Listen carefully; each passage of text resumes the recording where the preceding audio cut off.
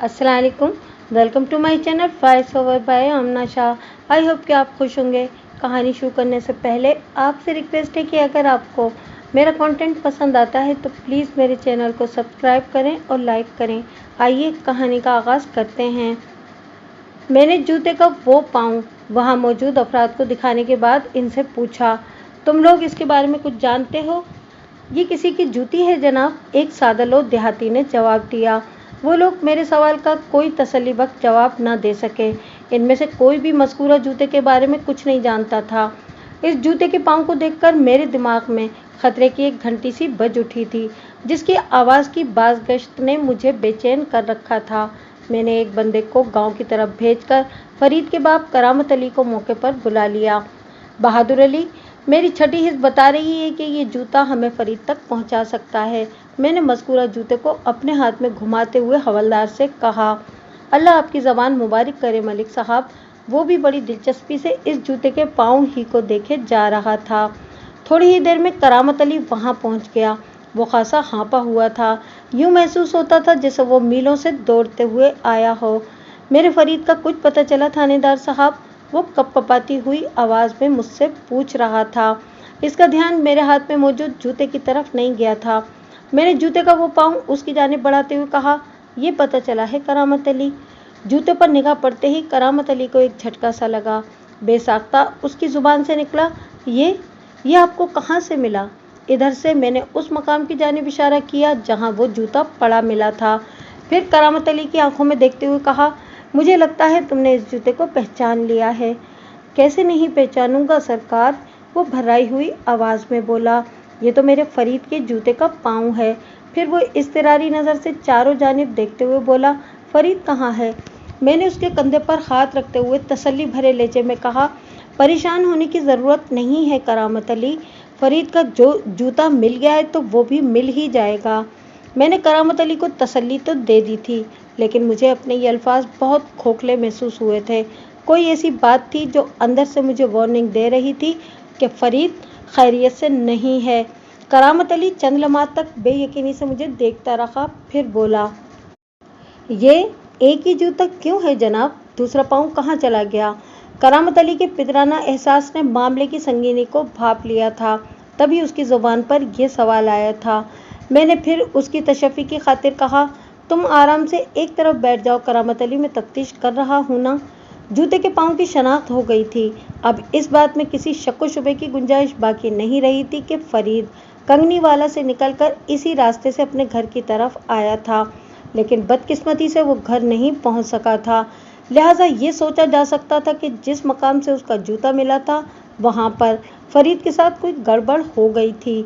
मैंने इस मकाम के आसपास के इलाके का बड़ी तवज्जो से जायज़ा लिया, लेकिन फरीद के हवाले से कोई सुराग नहीं मिल सका। हवलदार ने मुझसे कहा, मलिक साहब, हमें खोजी से मदद लेना चाहिए। बहादुर अली की तजवीज़ नहायत ही माकूल थी। मैंने खोजी ताज मोहम्मद को फ़ौरन वहाँ तलब कर लिया। ताज मोहम्मद आधे घंटे के बाद मेरी नज़र के सामने मौजूद था। उसने मुझे सलाम किया और बोला, क्या हुक्म है मलिक साहब? किसी डाकू का सुराग लगाना है जनाब? फ़िलहाल तो मुझे इसका सुराग लगवाना है। मैंने फरीद के जूते का पाँव उसकी जानिब बढ़ाते हुए कहा। यह बंदा 27 जनवरी की रात कंगनीवाला से निकला था और इसी रास्ते पर चलते हुए अपने घर की जानिब बढ़ रहा था कि अचानक गायब हो गया। अब तुम्हें पता लगाना है कि ये बंदा कहाँ गया है। आपको जूते का ये पाँव किस जगह पड़ा मिला है? खोजी ताज मोहम्मद ने गहरी संजीदगी से इस्तफसार किया। मैंने जवाब में मज़कूरा मकाम की निशानदही कर दी। वो एक लम्हा ज़ाया किए बगैर अपने काम में जुट गया। 15-20 मिनट की खोज के बाद ताज मोहम्मद ने बड़ी सनसनीखेज़ रिपोर्ट दी। मैं इस रिपोर्ट का खुलासा आपकी खिदमत में पेश करता हूँ। ताज मोहम्मद उर्फ बाबा ताजा की माहराना तहकीक के मुताबिक वक़ुआ की रात फरीद कंगनीवाला से इस तरफ आया था और जिस जगह उसका जूता पड़ा मिला वहाँ तक वो अपने पाँव पर चलकर पहुँचा था। फिर इसके साथ गड़बड़ हो गई थी। मैंने उससे जब पूछा कि कैसी गड़बड़, तो उसने बताया कि उसे लगता है यहाँ कुछ लोगों से उसका झगड़ा वगैरह हो गया था, जिसके नतीजे में फरीद के साथ किसी किस्म की मारपीट भी की गई थी। इसकी बात ख़त्म हुई तो मैंने पूछा, चाचा ये बताओ कि अब फरीद कहाँ है? वहाँ होना चाहिए, उसने एक जानिब इशारा किया। मैंने उसके इशारे के ताक़ुब में निगाह दौड़ाई तो चौंक कर रह गया। वहाँ मुझे बरसाती बरसाती पानी से भरा हुआ गड्ढा नजर आया था। मैंने तस्दीक तलब लहजे में पूछा, तुम्हारा मतलब है कि फरीद इस गड्ढे के अंदर है? जनाब, मैं आपसे वही कह रहा हूँ जो आसार और शवाहिद से मैंने अखज़ किया है।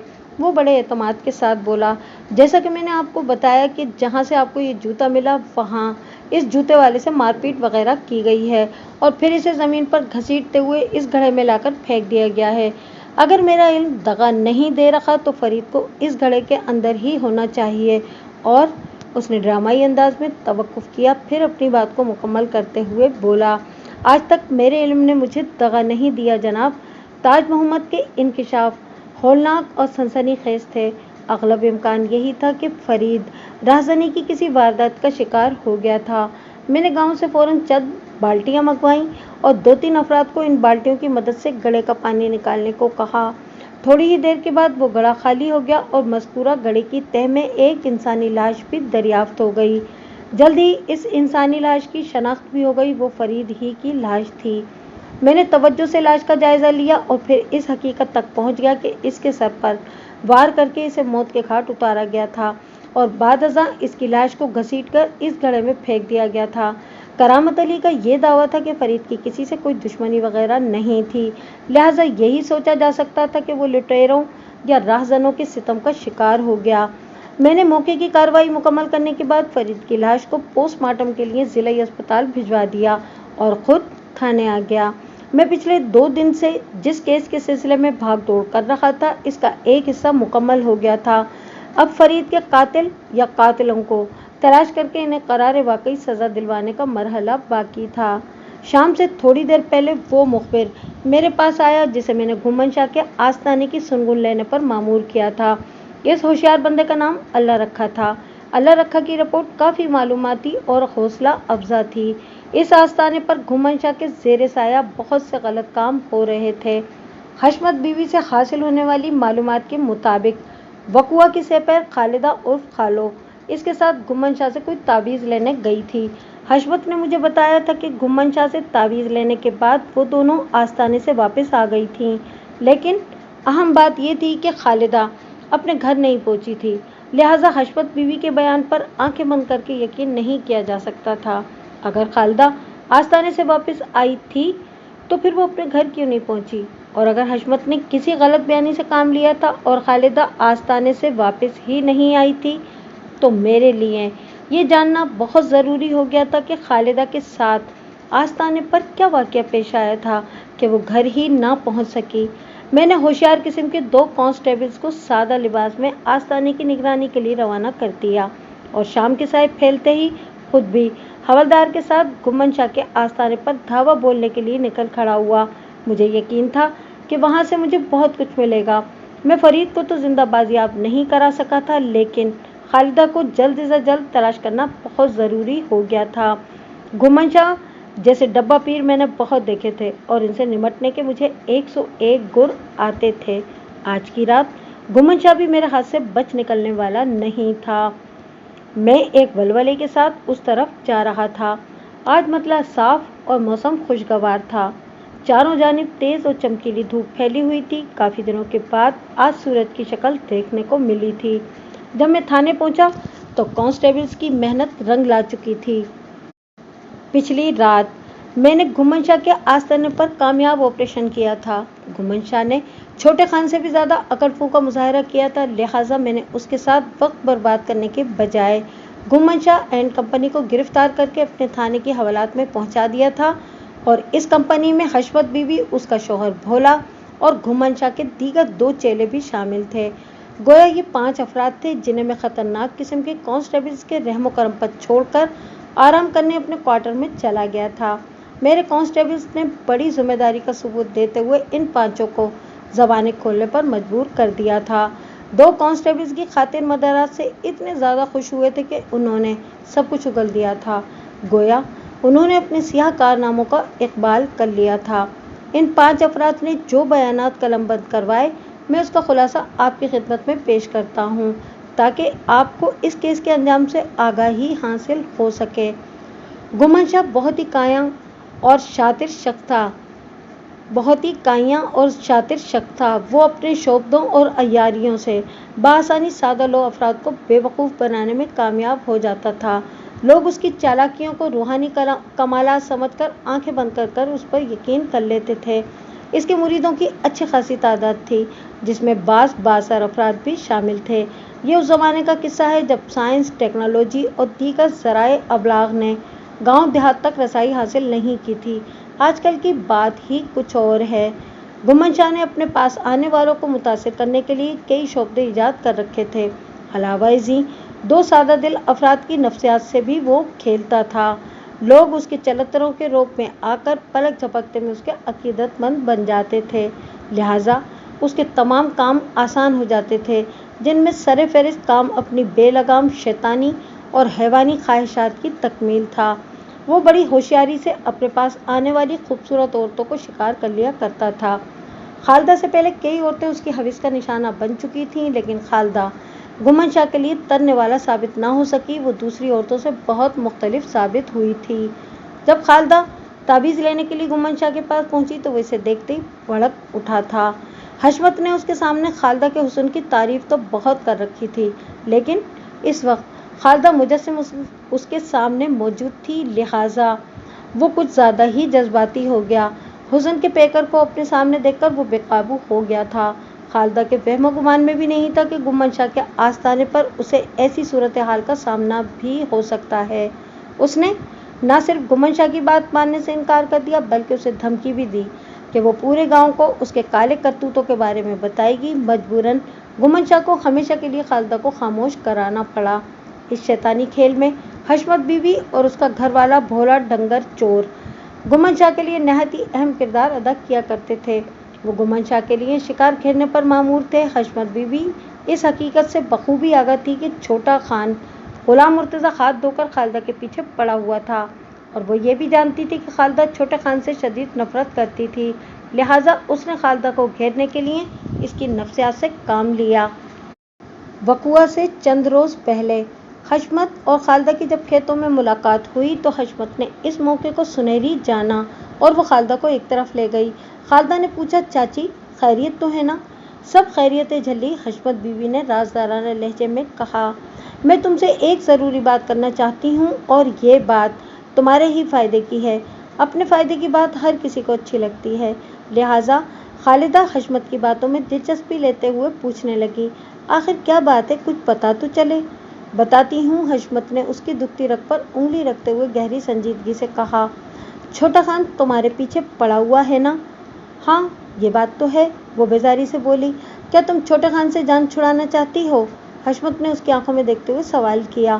خالدہ جلدی سے بولی، یہ بھی کوئی پوچھنے کی بات ہے چاچی، پر کیا کروں، میری تو کچھ سمجھ میں نہیں آتا کہ اس لوفر سے کیسے جان چھڑاؤں۔ جب انسان کی سمجھ میں کچھ نہ آ رہا ہو تو اسے کسی دوسرے سے مشورہ کرنا چاہیے، حشمت نے شاطرانہ انداز میں کہا۔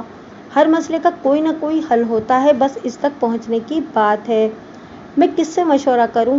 خالدہ بے بسی سے بولی۔ چاچی کیا تم مجھے اس مسئلے کا کوئی حل بتا سکتی ہو؟ کیوں نہیں، حشمت نے ہمدردی بھرے لہجے میں کہا۔ اگر تو میری بات ماننے کے لیے تیار ہو جائے تو چھوٹا خان ہمیشہ کے لیے تمہیں اپنے دل سے نکال دے گا۔ تو پھر بتانا چاچی، خالدہ نے اضطراری لہجے میں کہا۔ یہ بجھارتیں کیوں ڈال رہی ہے؟ بتا مجھے تیری کون سی بات ماننا پڑے گی؟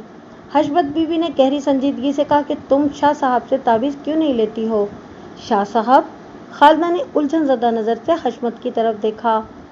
اری پاگل، میں گھمن شاہ کی بات کر رہی ہوں، حشمت اس کی الجھن کو رفع کرتے ہوئے بولی، جن کا آستانہ ادھر نہر کے کنارے پر ہے۔ کیا تعویذ اس مسئلے کو حل کر سکتا ہے؟ خالدہ نے بے یقینی سے اس کی طرف دیکھا۔ کیوں نہیں، حشمت نے پروسوک انداز میں کہا۔ شاہ صاحب بہت پہنچے ہوئے انسان ہیں، ان کے تعویذوں میں بڑی تاثیر پائی جاتی ہے، بالکل جادو کی طرح کام کرتے ہیں۔ اچھا، خالدہ نے حیرت آمیز لہجے میں کہا، پھر تو میں گھمن شاہ سے ضرور تعویذ لوں گی۔ لمحاتی توقف کر کے اس نے حشمت سے کہا کہ چاچی تو ہی مجھے ایک تعویذ لا دینا، تو بھی بڑی جھلی ہے۔ حشمت نے معنی خیز انداز میں کہا، پگلی، ہر بندے کو اپنے حصے کا پانی خود کنواں کھود کر نکالنا پڑتا ہے۔ میں سمجھی نہیں چاچی، خالدہ پلکیں جھپک کر بولی۔ मतलब یہ کہ تمہیں اپنے کام کے لیے خود شاہ صاحب کے پاس جانا پڑے گا، حشمت وضاحت کرتے ہوئے بولی۔ مگر میں تو پہلے کبھی ادھر گئی نہیں، خالدہ نے ہچکچاہٹ آمیز انداز میں کہا۔ کیا تم میرے ساتھ آستانے تک نہیں چل سکتی ہو؟ میں تمہاری خاطر چلی چلوں گی، حشمت مکاری سے بولی، لیکن اس کے لیے میری ایک شرط ہے۔ کیسی شرط؟ خالدہ نے سوالیہ نظر سے اس کی طرف دیکھا۔ تم گاؤں میں کسی سے بھی اس بات کا ذکر نہیں کرو گی، حشمت اسے پکا کرتے ہوئے بولی۔ اگر یہ خبر اڑتی ہوئی چھوٹے خان تک پہنچ گئی کہ تم ان کے خلاف تعویذ دھاگے کروا رہی ہو تو پھر خود ہی سوچ لو تمہارا کیا حشر ہوگا۔ توبہ توبہ، خالدہ دونوں ہاتھوں سے اپنے کانوں کو چھوتے ہوئے بولی۔ میرا کیا دماغ خراب ہوا ہے کہ میں خود اپنے پاؤں پر کلاڑی ماروں گی؟ تم اطمینان رکھو چاچی، یہ میں بات کسی کو نہیں بتاؤں گی۔ شاباش، حشمت ستائشی نظر سے خالدہ کو دیکھتے ہوئے بولی۔ میں تو خواہ تمہیں جھلی جھلی کہہ رہی تھی، تو بڑی سمجھدار لڑکی ہے۔ بس تو بے فکر ہو جا، اب میں خود کسی دن تجھے اپنے ساتھ شاہ صاحب کے پاس لے کر جاؤں گی، سمجھ لے کہ تیرا کام یوں ہو جائے گا۔ بات کے اختتام پر حشمت بیوی نے چٹکی بجا کر دکھائی۔ خالدہ خوشی خوشی گھر واپس آ گئی۔ چند روز بعد یعنی وقوعے کی سہ پہر حشمت بیوی خالدہ کو لے کر گھمن شاہ کے آستانے پر پہنچ گئی۔ اس وقت گھمن شاہ اپنے حجرے میں تھا، لہٰذا اس نے انہیں اپنے پاس ہی بلا لیا۔ گھمن شاہ نے بڑی سنجیدگی اور توجہ سے خالدہ کا مسئلہ سنا۔ اس دوران میں وہ بھوکی نظروں سے خالدہ کو دیکھنے میں بھی مصروف تھا۔ ادھر خالدہ کی داستان ختم ہوئی، ادھر گھمن شاہ کی حوث پھنکار کر اپنے مذموم عزائم کی تکمیل کے لیے تیار ہو چکی تھی۔ خالدہ چونکہ نگاہ جھکائے دو زانوں گھمن شاہ کے سامنے بیٹھی ہوئی تھی، لہٰذا وہ اس کی آنکھوں میں موجود حوث کی چنگاریوں کو نہ دیکھ سکی۔ گھمن شاہ نے پانی لانے کے بہانے حشمت بیوی کو حجرے سے باہر بھیج دیا۔ اگلے ہی لمحے اس نے شرافت کا لبادہ اتار کر ایک طرف پھینکا اور اپنا بھیڑیا پن خالدہ پر ظاہر کر دیا۔ خالدہ شاہ صاحب سے ایسے رویے کی توقع نہیں کر رہی تھی، لہٰذا وہ بری طرح بدک گئی۔ گھمن شاہ کا اب تک کا تجربہ یہی تھا کہ اگر اس نے کسی عورت پر ہاتھ رکھ دیا تو پھر اسے ناکامی کا منہ نہیں دیکھنا پڑا، لیکن خالدہ اس کے لیے نیا تجربہ ثابت ہوئی۔ اس نے نہ صرف بری طرح گھمن شاہ کا ہاتھ جھٹک دیا بلکہ بڑے خطرناک انداز میں اسے دھمکی بھی دی کہ وہ پورے گاؤں کو اس کی اصلیت کے بارے میں بتا دے گی۔ اس صورتحال نے گھمن شاہ کو پریشان کر دیا۔ اس نے اپنے کھیل کو بگڑتے ہوئے دیکھا تو نہ رہے گا بانس اور نہ بجے گی بانسری کے مصداق گلا گھونٹ کر خالدہ کا کام تمام کر دیا۔ پھر وہ کمینہ شخص اپنی ناپاک خواہش کی تکمیل کے لیے خالدہ کے مردہ تن خاکی کے ساتھ مصروف ہو گیا۔ گویا اس نے انسانیت کی تذلیل اور بے حرمتی کی ایک عبرتناک مثال قائم کرنے میں کوئی کسر نہیں چھوڑی تھی۔ اس خبیث گھمن شاہ نے خالدہ کی لٹی پٹی لاش کو نہر کے کنارے اگی جھاڑیوں میں دبا دیا تھا۔ یہ کام گھمن شاہ کے دستِ راست بھولا نے بآسانی کر دیا تھا۔ میں نے گھمن شاہ کی نشاندہی پر خالدہ کی لاش برآمد کر لی اور گھمن شاہ، حشمت بیوی، بھولا اور شاہ صاحب کے دو خاص چمچوں کے خلاف خاصا مضبوط پرچہ کاٹ کر انہیں جیل کی سلاخوں کے پیچھے پہنچا دیا۔ میں نے یہاں گھمن شاہ کے جن دو چیلوں کا ذکر کیا، یہ وہی لوگ تھے جنہوں نے وقوعہ کی رات فرید پر حملہ کیا تھا۔ وہ راہ زنی کے ارادے سے اس کی طرف بڑھے تھے، لیکن فرید نے ان میں سے ایک کو پہچان لیا، لہٰذا انہوں نے اپنی حفاظت کی خاطر فرید کو ہمیشہ کے لیے خاموش کرا دیا، پھر اس کی لاش کو گھسیٹ کر پانی سے بھرے ہوئے گڑھے میں پھینک دیا تھا۔ اس کیس کے اختتام پر میں بہت سی معاشرتی ناسوروں کو جیل بھجوانے میں کامیاب رہا تھا، لیکن مجھے اس بات کا افسوس تھا کہ میں ان کمینوں کے دستِ ستم کا شکار ہونے والے فرید اور خالدہ کو نہیں بچا سکا تھا۔ قدرت کے ہر کام میں کوئی نہ کوئی مصلحت پوشیدہ ہوتی ہے اور اس کے راز وہی جانتا ہے، وہی سب سے بڑا مصلح ہے اور وہی سب سے بڑا صلح جو ہے۔